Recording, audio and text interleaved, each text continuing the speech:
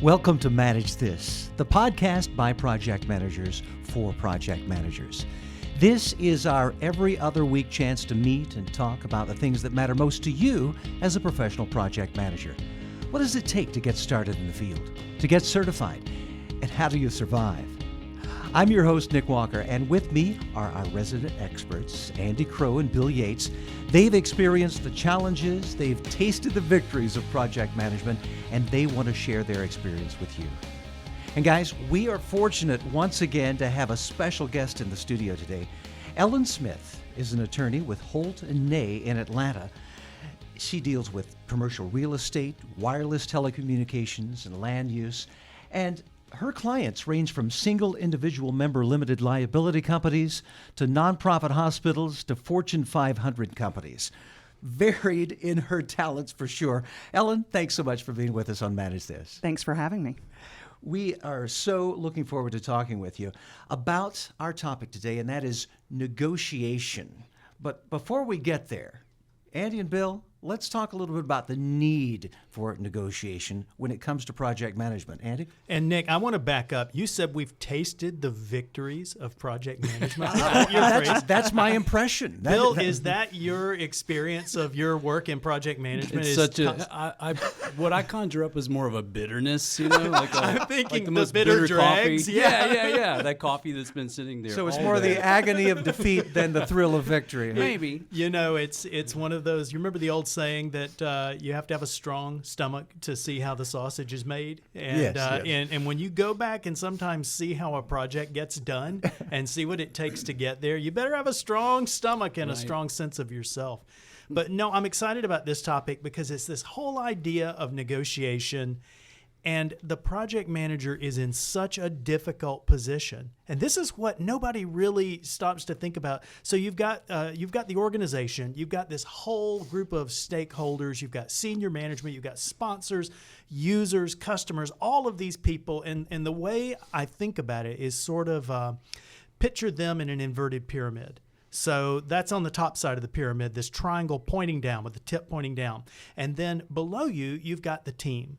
And that can include a lot of different people. It can include virtual relationships. It can include dedicated straight line reporting relationships.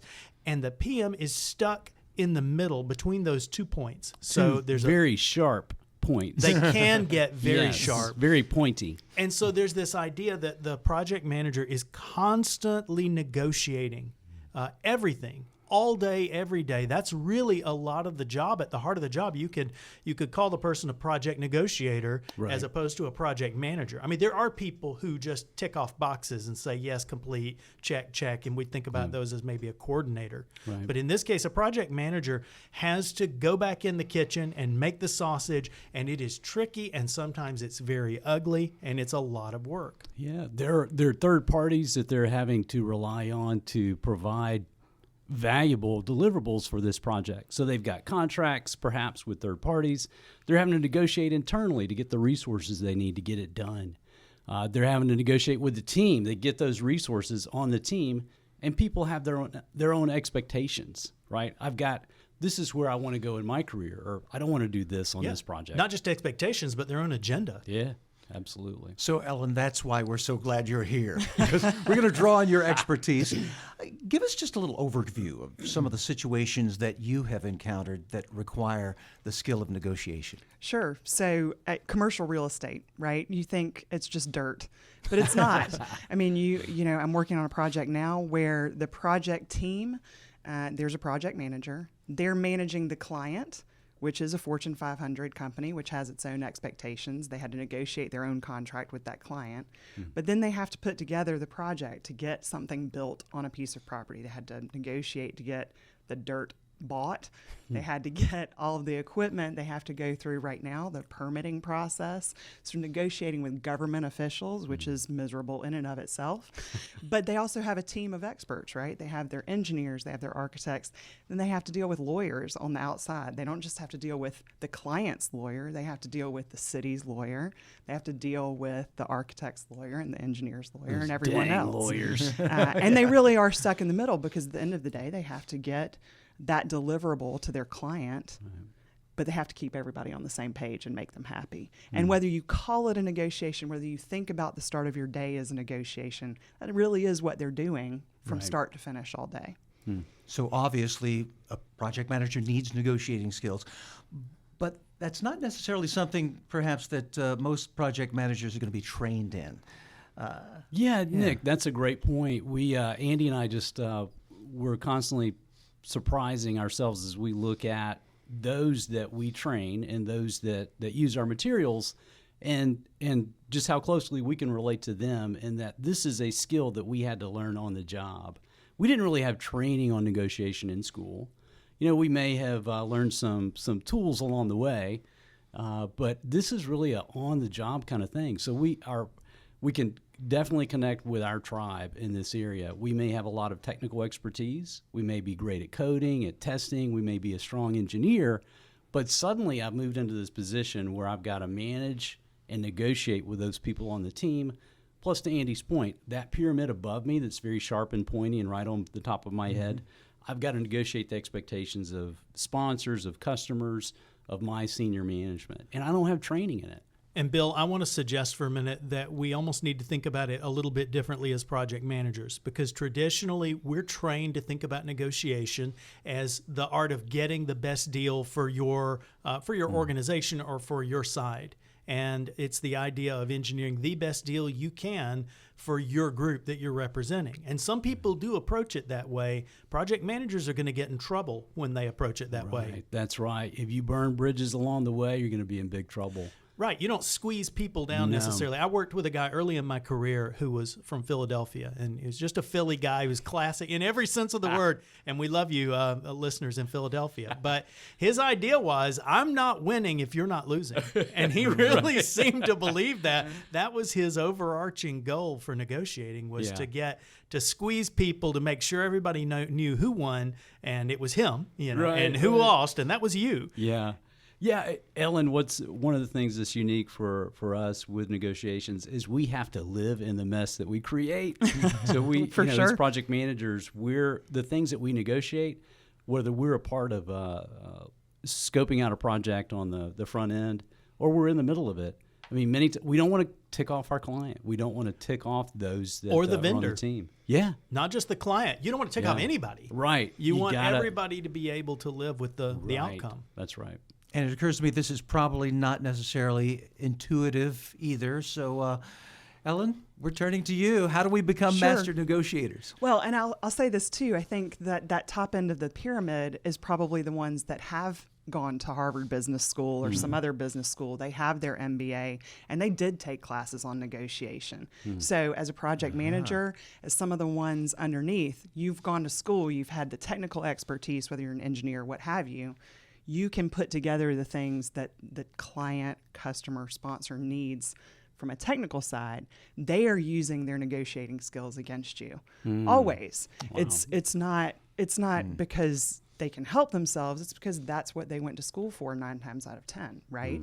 So there are sort of 3 principles that I think, and I'll mention Harvard Business School, and Dr. Guhan Subramanian is a professor at Harvard Business School, and he's just written a book called Deal Making, The New Strategy of Negotiations. And as an aside, part of his background study was to go to used car dealer negotiating school, right? So you can really learn a lot from a used car dealer. They are trained in negotiation. And you mentioned it's not intuitive. I mean, I think some of it is, and we'll talk about some of the practical, but this professor has given sort of 3 names or acronyms, they're a little crazy, to various strategies for negotiation, right? So one of them is Know Your BATNA, BATNA. It stands for Best Alternative to a Negotiated Agreement. So what does this mean? It means know your leverage, right? Know where you're starting from, understand your leverage points and the consequences. That sounds intuitive, but unless you step back before you walk into that negotiation and you sit back and say, what do I need to get out of it?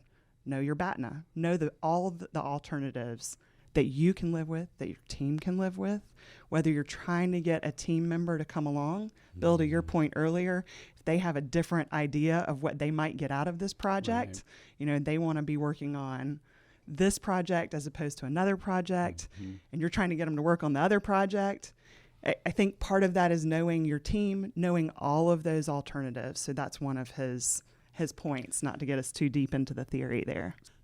So Ellen, BATNA is looking at your own focus on this, what you can live with, what your possibilities are. You're not trying to figure out what the person on the other side of the table. That's right. That would be the next step, right? So the BATNA it's understanding all of the things that you need, all of your leverage points, where you are in the deal, so to speak, where you are in the project, but also knowing the consequences. If X doesn't happen, then what's the consequence of that? Okay. And understanding that fully so that you're prepared on your end to go into the negotiation. And do you do this just mentally? Do you do a flow chart? How do you do it? So I just went to this class a couple of weeks ago. I do it, it depends on the situation. If I'm walking into a face-to-face meeting, I usually have had a conference call or meeting with my team beforehand.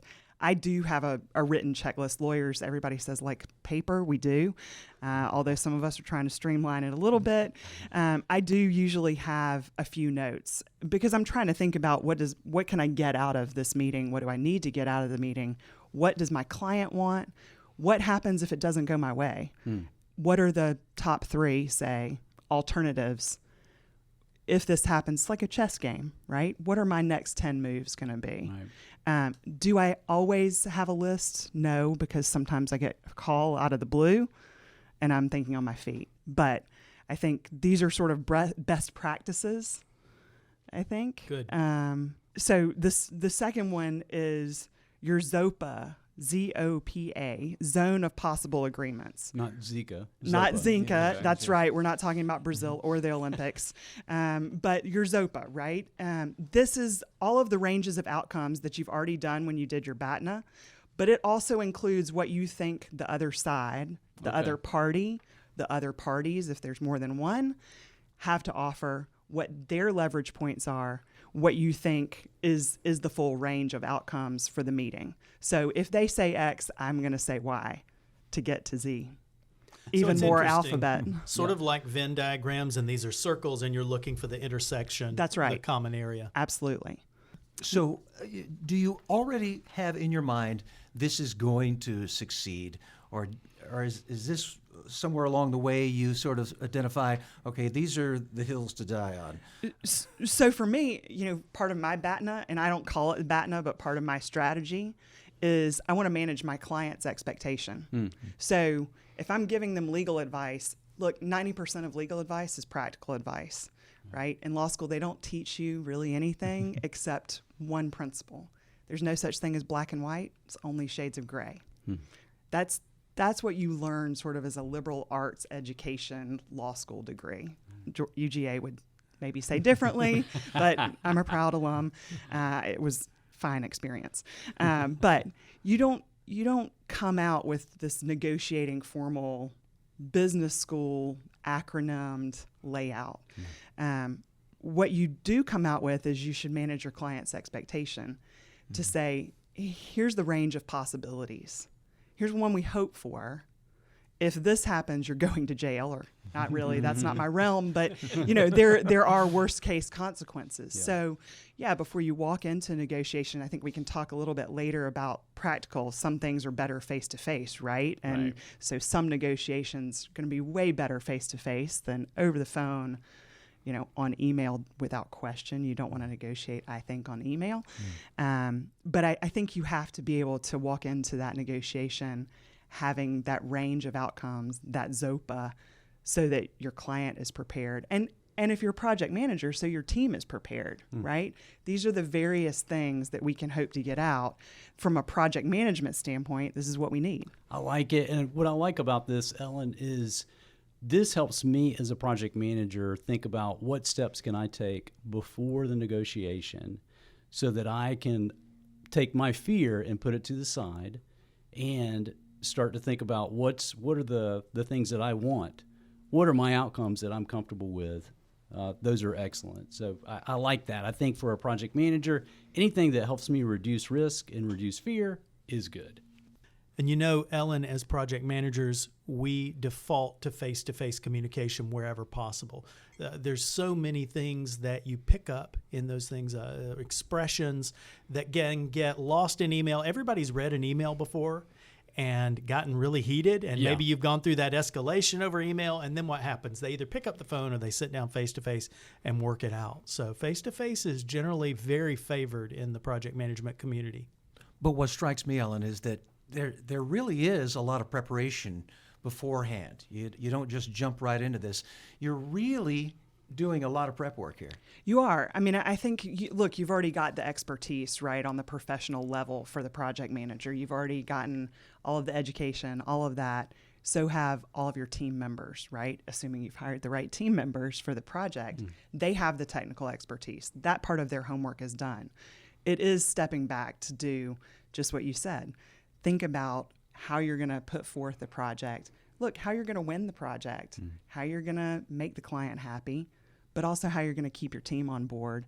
To your point earlier, it's also how are you going to make sure you're not burning bridges? It's a win-win for everybody, and you can move forward and have those relationships for the next project moving forward. So we've got our preparation done. We're ready to step into the negotiation. Can you give us some practical steps on actually how we go about doing that? Sure. So, I think one of the points, too, is a negotiation's all about persuasion, right? As a lawyer, I'm an advocate. I'm an advocate for my client. I'm an advocate for justice, whatever that is. In the commercial real estate world, there are some things that are right and wrong. So part of it is physical, right? How do you manage the environment? Where is the negotiation going to be held? Is it at your office? Is it at the client's office? Is it at some third location? Is it on site? Where is that? And that plays a role. Is it outside in 100-degree weather? Maybe, if you want to talk about HVAC, right, and ensure that your client has the best one. But seriously, it really does matter, the physical environment. It matters who's in the room. It matters who you're talking to. So as the project manager, are you talking to the president of the company? Probably not. Maybe not. Should you be? Are you talking to the right person? Are you bringing the right team members with you to the meeting? One thing that I'm looking at you, Ellen, as you're sharing this, I'm thinking, here's a partner with a law firm. She would completely play games with me if she was negotiating with me. I could see coming into her turf, her room, she's got it set up, and her chair's the highest one. I'm down in some little low squeaky chair. But yeah, I get that. I mean, the setup of the room, bringing the right people into the room, and maybe if it's something where you really need to have eyes on the item that's contentious, right, that we're discussing, absolutely, then do it on site. Absolutely. Those are good tips. I think it's anything from the meeting space, the location, who decides it. All of those things set up the negotiation and point to leverage in the deal. So, and some of those things you might give up, right? Frankly, I almost always would prefer in a negotiation to be at the other side's place of business. Interesting. Makes them more comfortable. Love for people to be comfortable when I start a negotiation. They don't see it coming, quite frankly. And I think that can be a very good strategy depending on what it is. So as the project manager, I'll come to your office. It's one thing to want to share your space with someone. That can be inviting as well. But I think it can set the tone for the meeting. Who's going to have the most power? Are you letting them think they have the most power by having it in their space? Ellen, you mentioned what's important sometimes is the people in the room. Right. I look on negotiations sometimes as one-on-one, but third parties, I guess, can make a difference. Absolutely. So I think there are two ways to look at it, right? At some point in the negotiation, if it gets to a critical point and the team of people, whether it's a client team, whether it's the project management team, are at loggerheads, I think it makes sense to get two individuals together. They can resolve it. The question is, at what point do you do that? You're probably better off waiting until some critical point in the negotiation to say, we got to call in the big wigs, right? We got to call in the heavy hitters make sure that they're fully prepared, that they know all of your BATNA and your ZOPA and all of the outcomes, because they haven't been down in the weeds on the project, right? But at some point, your negotiation's not going to go further. Call in those two people. At that point, by the way, separate issue as to where they meet. Do they meet at Starbucks, neutral location? Do they meet somewhere else, one office or the other, on site or not? But I think the individual, that's sort of an escalation, most likely. Now, I'll also tell you that for lawyers, usually the client says, we're just going to have our lawyers talk. They're playing the good guy. They want the lawyer to play the bad guy. The lawyers get on the phone. We're not the bad guys. We each have been told by our client to be the bad guy.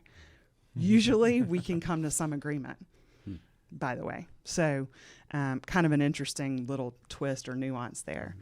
But certainly I think to get to that point where you call in the bigwigs, that's a different strategy and one that most times works.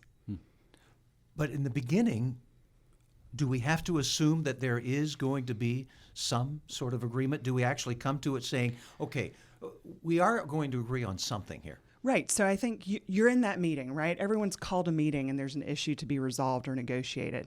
Where do you start? I think a starting point is always, hey, we agree on this. Let's get these things off the table. We agree on these 10 items. And everybody then is in a frame of mind of, oh yeah, we do agree on some things. We've set the stage. This is not contentious. We've gotten to a point where we agree on more stuff than we disagree on. That's an important thing, and something to be highlighted. Even if it's to start at a point where you agreed on something a month ago, to just reiterate that, I think can set the stage for the negotiation. And you've used this term before, win-win. Is that possible? Good question. I think it is, right? I think, look, one of the very basic things in negotiation, I think, is that you got to feel comfortable with the people you're negotiating with, right? There's a very base level that people are coming to the table. They are trying to make something happen. The project manager wants to get paid for the project, but he also wants the client to be happy, wants repeat business, right? Wants his team to be happy, wants to be able to use those various vendors or team members on other projects. They want to get the deal done. So I think the answer is yes, there can be a win-win. It's a matter of knowing what those leverage points are and starting by saying, hey, we agree on these things. These are the couple of things we disagree on. Let's see what we can do to resolve it. As you're talking, Ellen, I'm thinking about this and I'm reminded the book Getting to Yes. He makes a point early on in the book and he says conflict is a growth industry. And so we know, getting into this that we're going to have to be doing this job. But the idea is to look for that win-win. I've got somebody, I'm going to be intentionally vague about this, but I've got somebody with whom I'm very close who owns an auto dealership. And this particular auto dealership used to be the largest in the world for that type of auto. And so as he's doing this, it was really interesting that I got a up close look at some of his tactics. And their take was basically this. They want every customer walking out feeling like they got a steal. Okay. So people would walk out, and I would regularly encounter people who bought a car from this person, and they would say, oh my gosh, I got a deal you wouldn't believe. They said nobody's ever gotten a deal like this before. And I would nod and say, wow, you're a great negotiator. But it was impressive to me that they walked away believing that. Their philosophy was, and it's interesting watching the approach that you're taking here with the BATNA and the ZOPA, that their approach was, we're going to get you either on the price of the car, the trade-in, or the financing. And it's such a complicated game that you can't possibly keep up with all of it. The interesting thing here is, though, nobody sends, well, I won't say nobody, but most people don't send a surrogate out or an attorney out to negotiate a deal for something like this. They do it themselves. And so it is interesting when to do it face-to-face, when to do it yourself, when to send somebody else out. Absolutely. Look, I'm married to a guy who's a certified mechanic. I'm never buying a car myself for the rest of my life. I'm not. I have no desire to walk into a dealer. I negotiate every second of every day, whether I think about it as a negotiation or not. I have no desire to negotiate for my vehicle. My husband, on the other hand, is like the car whisperer. And seriously. And he really does know more about a car than probably most of the salesmen on the staff. But he also is walking in with that knowledge that he doesn't care. We don't have to have a car, right? So that's one of the things about that negotiation. You have to know when you're walking in, do you have to walk out with a car that day or not? That brings me to another point that I'm interested to bat around the table here, which is motivation. And for me, what I found many times is the thing that I find out either in the negotiation or after is, okay, the person that I'm negotiating with actually had a point of fear. There was something that, forget all the acronyms, it was just something that they said, this cannot happen. If this is the result of the negotiation, then I'm toast. And for me, it's a challenge for me to try to find out, okay, first to know thyself, to what is my fear, what's the worst case scenario for me. But then how do I get that level of trust with the person I'm negotiating with so I can find out what's really going to stink for you? Sure. Well, and so to your point, Andy, it's how does that person feel when they left the dealership, right? They think they've made the best deal and no one else has gotten that deal. And will ever get that and will deal ever again. get that deal again. I think that falls along the same line, right? Part of it is an emotion, but part of it is really understanding that what you think the other person wants might not be what they want. That there are third-party factors. There are any number of other factors that can come into play, whether it's a project experience that client had on the East Coast versus the West Coast, that they had a horrible experience 20 years ago on some very nuanced portion of a project that you have no idea about, right? Google, all of those things help you know your customer and the other side much better now. The question is, when do you say that? When do you come out and say, look, the worst case scenario for me is X, and tell me what your worst case scenario is? And we have a saying that we probably repeat every other podcast, which is nobody is at their best when they're relating out of fear. Right. And nobody's at their best when they're negotiating from a position of fear and terror. So it's interesting as you talk, because here's what's going through my mind. I don't typically like to send lawyers in to negotiate. Now, what we do, we have to use attorneys just like everybody else from time to time to go over agreements. And what we'll do is we'll get it down to the point of, okay, you put the word reasonable in here, and we need to sharpen that a little bit and talk about what's reasonable. And we need to talk about, some paragraph here that we don't like. We'll get the attorneys to hammer that stuff out. But with great deference and respect to your profession, attorneys, sometimes you're at cross purposes, because we regularly have to call our attorney, whom we love, and say, hey, we want this deal to go through. Right. And because attorneys are compensated when there's conflict. Yes and no. So I have been practicing for 16 years. I started as a litigation associate. Look, I went to law school because I argue, and I argue well. And I enjoy it. I'm good at it. At the same time, what I discovered is that, look, I'd rather make people happy.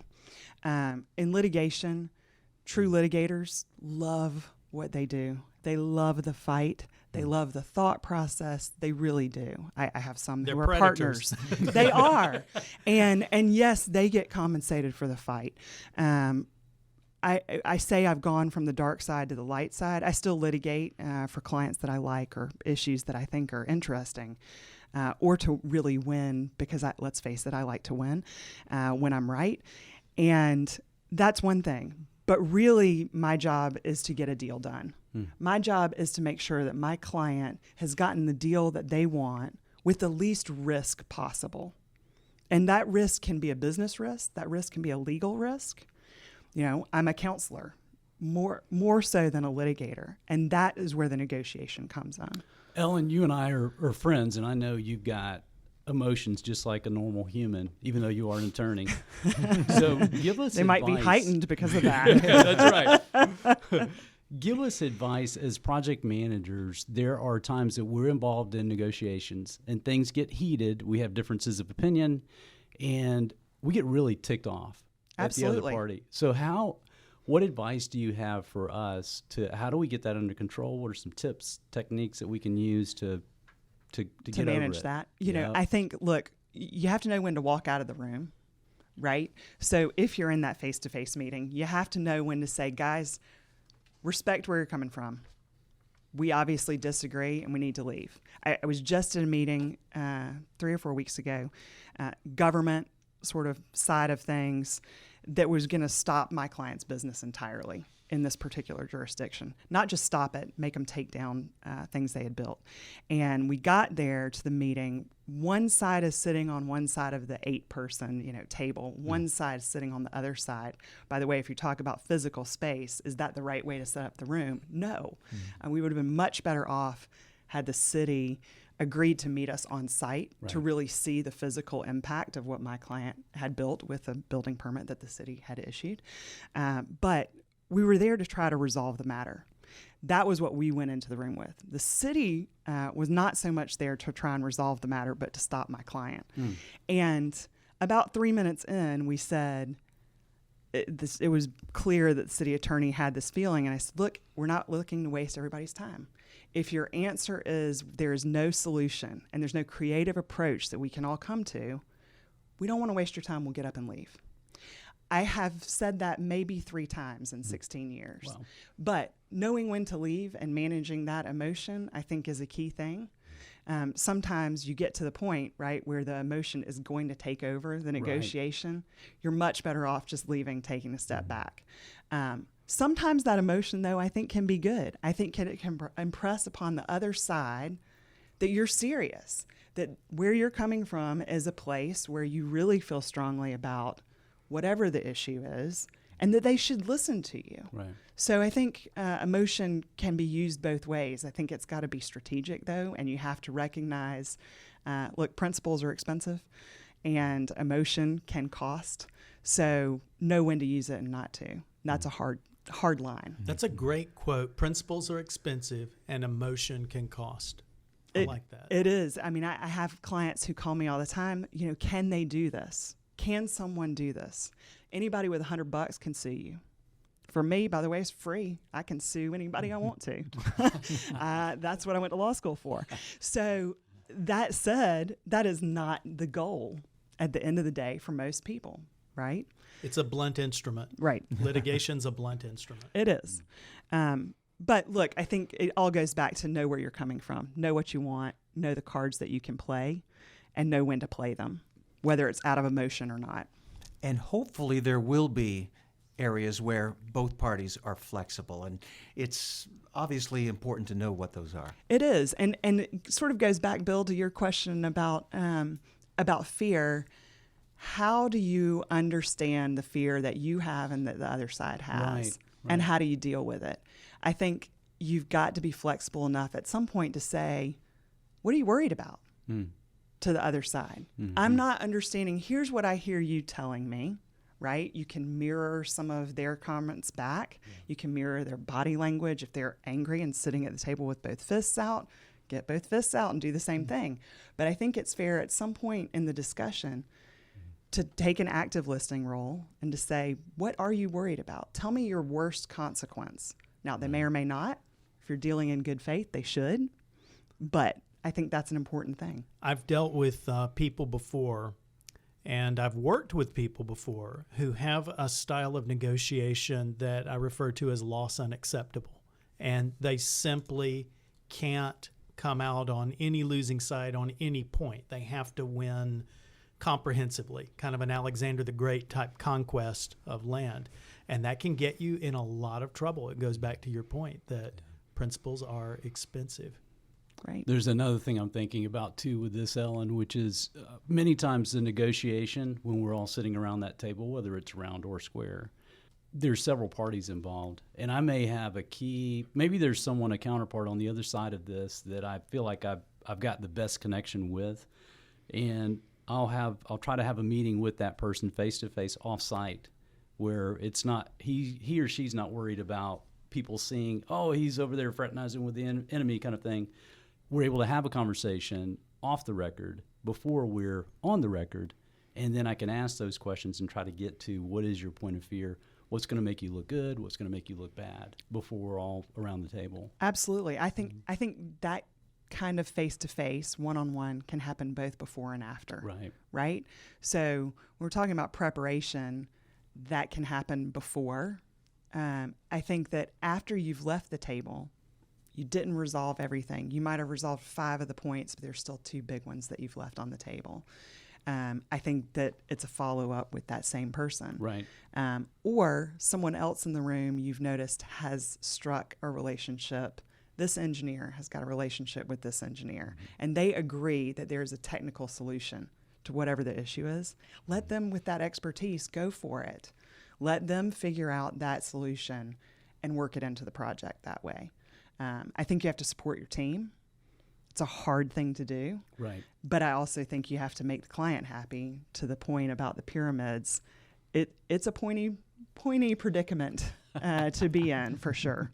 And at some point, you have to really take a close look at your cards. You have to determine, okay, am I still in the position that I thought I was in? Am I in a position of weakness, or am I in a position of strength now? How do you determine that? Right. I think so. After you have that meeting, I think it's that you go back, right? You look back at your checklist, whatever it was that you started the game with, and you say, I've gotten 5 of the 10 things. Is that enough? Mm-hmm. Did I win? Did I make them feel like they won? Do you think they got more of their items completed? Maybe so. At the end of the day, I think it's about credibility, it's about trust, establishing those things, and treating people with respect. You never know when they're going to run your way again. Yeah. To that end, Ellen, what are some tips with that, or what maybe you've had an experience where, man, we just went through a really rough negotiation. Now I know I'm going to be doing business with this person in the next 6 months again. We're going to be around the table again. So how do I recover that, or how do I walk away so that we can be partners in the future? It's tough, and I'll tell you, I just had this. I had a team conference call a few months ago. I had let one of the team members have it unmercifully, and it was truly terrible. I had not met this person in person. This was on a conference call, and about 2 weeks later, where we still haven't resolved things, and I have just yelled myself to death. I'm at a dinner party. There are 20 people in the room. Oh, I know what's coming. And we're sitting around the tables, 3 tables, and I'm at one table, and we have to go around and introduce ourselves. And the person who goes right before me is sitting at another table, and he stands up and introduces himself, and it's the guy that I have just unmercifully just let him have it. To a team with the client on the call, I mean, it was the full project management team. And there's no graceful way to say, oh, yes, I'm that person. Hi, nice to meet you. But I did. I just called it out. I said, okay, so I'm Ellen Smith. I'm an attorney at Holt & A. And hi, John Doe. It's so nice to meet you in person. We are working on this project together that is a huge project. We're super excited about it. And this is so great that we're able to be at this dinner together. Nice Thank you so spin. much. As I turned to my colleagues at the table and said, sort of mouthed, he hates me. But, look, I am going to work on other projects with this person. After that, we chatted and I think mended things a little bit, but still, you should know who's in the room always.